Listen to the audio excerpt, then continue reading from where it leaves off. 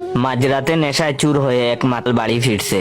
রাস্তার পাশে এক হোটেলে গিয়ে বলে, আরে চিকেন তান্দুরি আছে? হোটেল বয় বলল নেই। মাতাল বলল চিকেন কাবাব। হোটেল বয় বলল সব ফুরিয়ে গেছে, কেবল মাত্র কাঁচা চিকেন রয়েছে কালকে রান্না করার জন্য। মাতাল বলল দে 50 টাকার কাঁচা মুরগি দে, বউকে দিয়ে রান্না করিয়ে নেব। মাতাল কাঁচা চিকেন নিয়ে বাড়ির পথ ধরছে। গলির মুখে একটা মুঠা সুটা কুকুর দিয়ে এলো।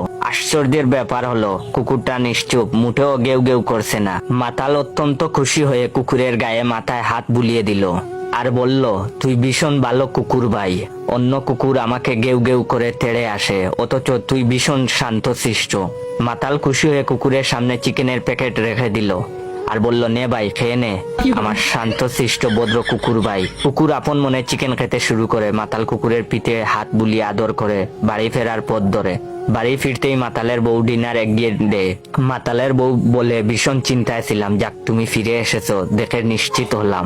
মাতাল বলল, কেন কি হয়েছে? আমি তো রোজ দেরি করে ফিরি, চিন্তার কি আছে? মাতালের বউ বলল, আরে চিন্তা হবে না, সন্ধ্যা থেকে রাস্তায় একটা চিতাবাঘ ঘুরছে। আমাদের চিন্টু রজনীদের বাড়িতে গেছে সিসিটিভিতে চিতাবাঘ দেখতে। তখনই মায়ের মোবাইলে চিন্টু একটা ভাইরাল ভিডিও পাঠিয়েছে, সঙ্গে ক্যাপশন, আমাদের পাড়ার রিয়াল হিরো। স্বামীকে চিতাবাঘের পিঠে হাত বুলিয়ে সাদরে মুরগির মাংস খাওয়াতে দেখে মাতালের বউয়ের চক্ষু তো চরক গাছ।